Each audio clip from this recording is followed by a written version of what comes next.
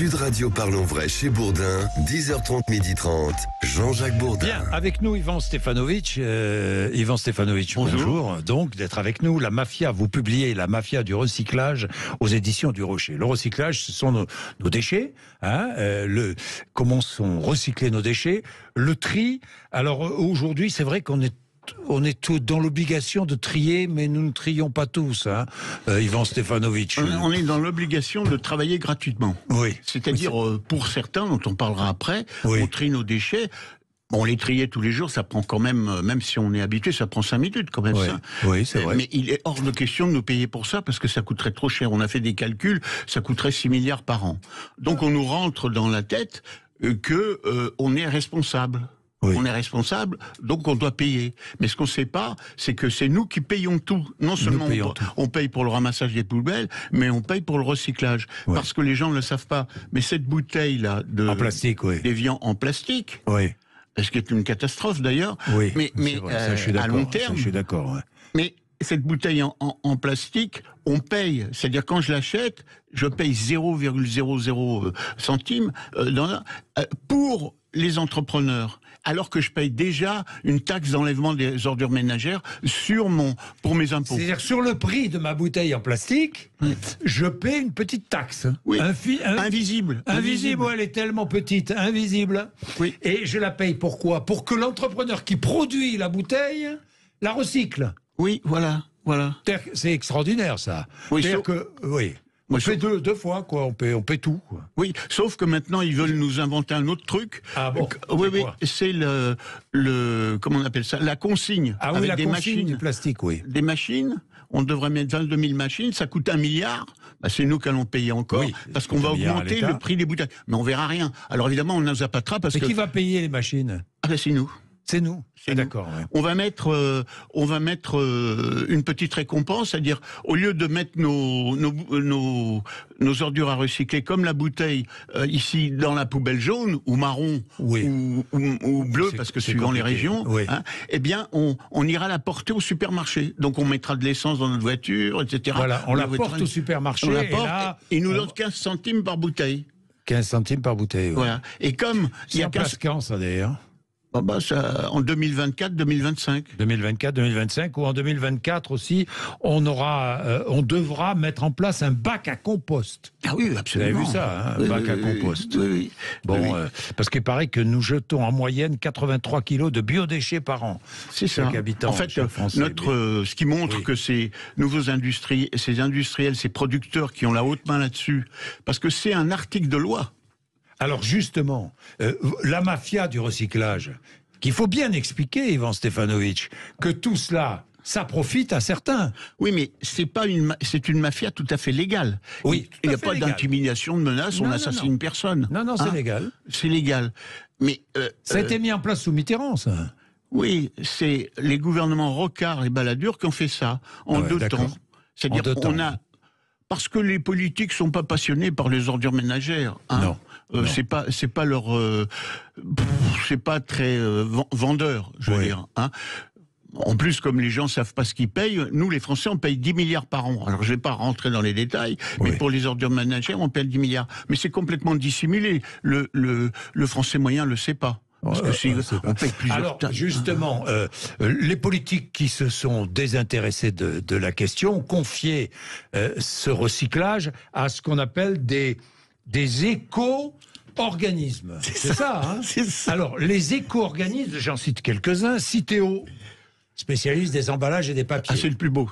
C'est le plus beau. Bon, d'accord. Il y a aussi écosystème, écotextile, c'est le deuxième. écomeuble. Deuxième. Mais alors, ça appartient à qui? Quoi ça appartient, Ce sont des organismes. Ça veut dire quoi, organisme? Ça veut rien dire. C'est des ovnis. Oui. En quelque sorte. Mais ce sont des sociétés. Oui, mais les sociétés privées, c'est un carcan administratif, c'est mi-public, mi-privé. Ils doivent pas faire de bénéfices, c'est une histoire de fou. Oui. En Allemagne, il y a le même système, mais ils sont autorisés à faire de bénéfices. Mais chez nous, il y a une obligation. C'est que pour être membre de ces actionnaires, de ces sociétés qui s'occupent du recyclage, directement ou indirectement, soit ils sont financeurs, soit ils sont opérationnels, il faut que ce soit des producteurs de la même filière, par exemple d'emballage, ou des distributeurs, ou Ça veut dire que moi, je suis industriel de l'agroalimentaire. Oui. Je produis de l'emballage, forcément. Je suis aussi au conseil d'administration de l'éco... Théo, par exemple. Oui, éco-organisme. Ah bon, d'accord. Donc je suis partie prenante, quoi. Oui, tout à fait. Conflit d'intérêt, dites-moi. Oui, et si vous voulez, si on utilise de 93 à 2017, j'ai étudié sur les administrateurs de cette société.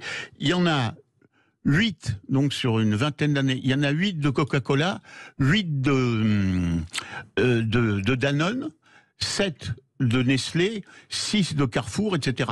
C'est-à-dire que, en fait, l'État ferme les yeux, mais il a dit qu'il faut être producteur. Mais ce ne sont dans ces sociétés que les plus gros, évidemment. Ben oui. Et donc c'est l'empire Danone. Danone, enfin maintenant c'est moins voyant, mais et dominateur. Il a eu les postes de PDG pendant 20 ans. Si j'ai bien compris, ce sont les entreprises les plus polluantes.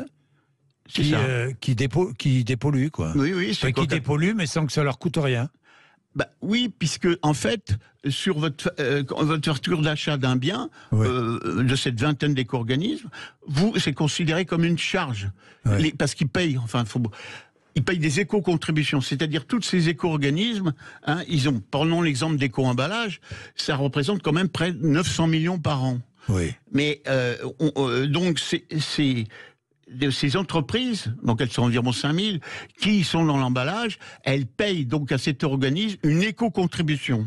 Si j'ai bien compris, une éco-contribution. C'est une vaste rigolade parce que cette éco-contribution, normalement... Et évidemment, comme ces entreprises paient une éco-contribution, sur le prix de vente du produit vendu par ces entreprises, nous, on paye une infime partie. Oui, mais c'est nous qui payons. C'est invisible, sauf, il y a deux trucs, c'est l'écosystème et le meuble, c'est marqué sur la... Ah, c'est marqué. Oui.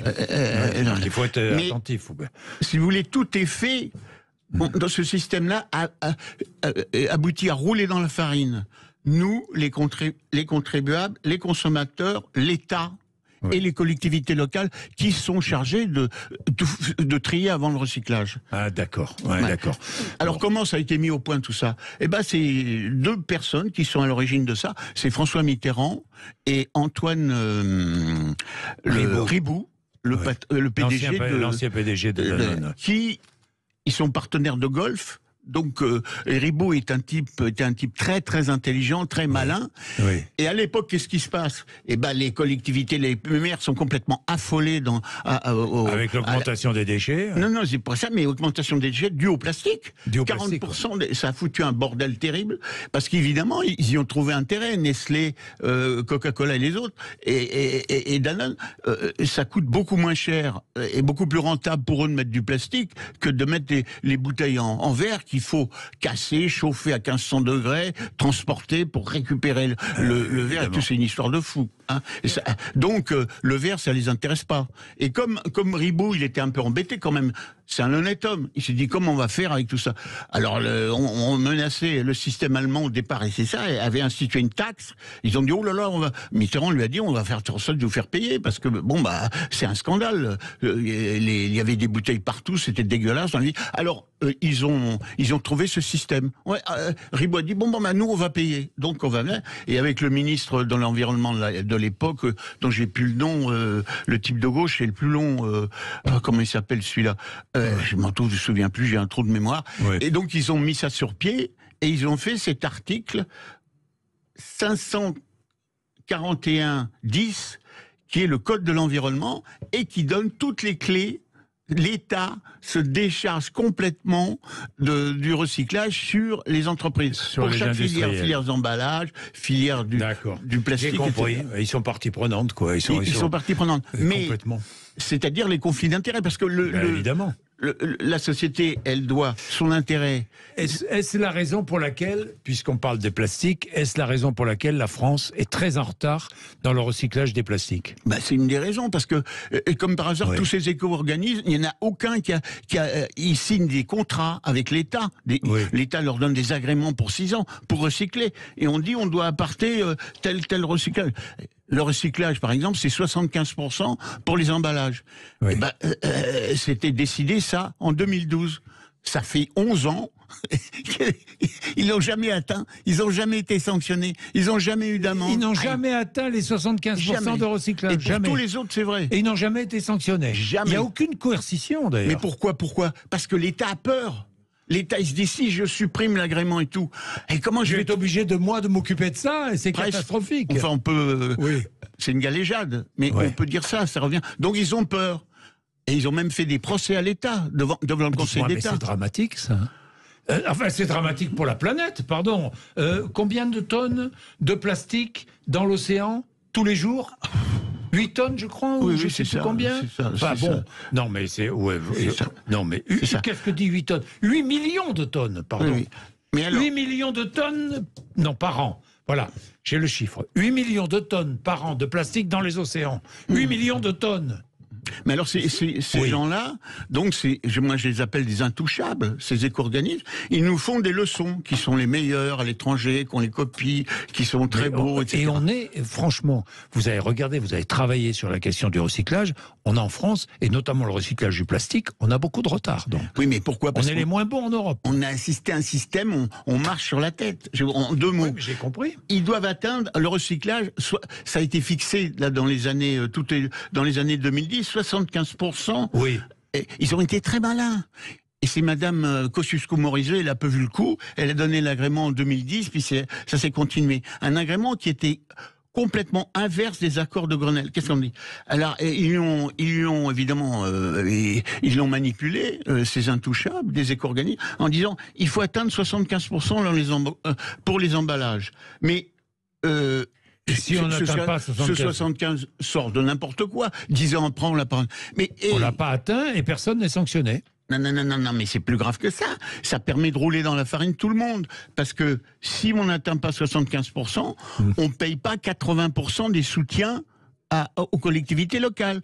Donc on permet, ils se sont fait presque 1 milliard comme ça. J'ai calculé les éco-organismes. Vous comprenez?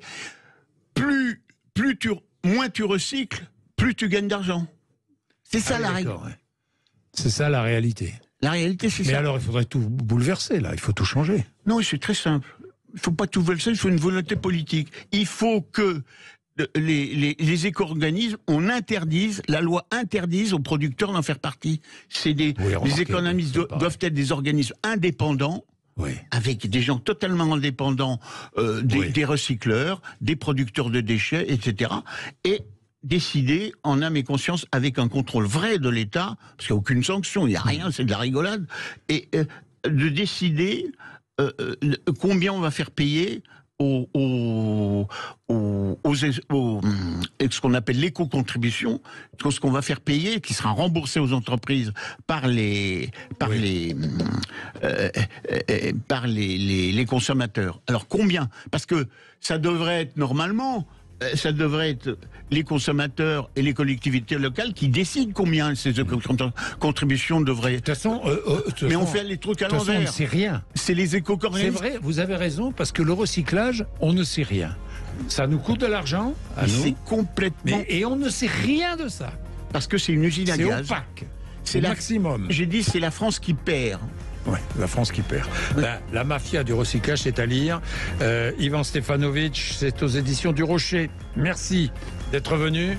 Merci de nous avoir accompagnés depuis 10h30 ce matin. André Berkoff.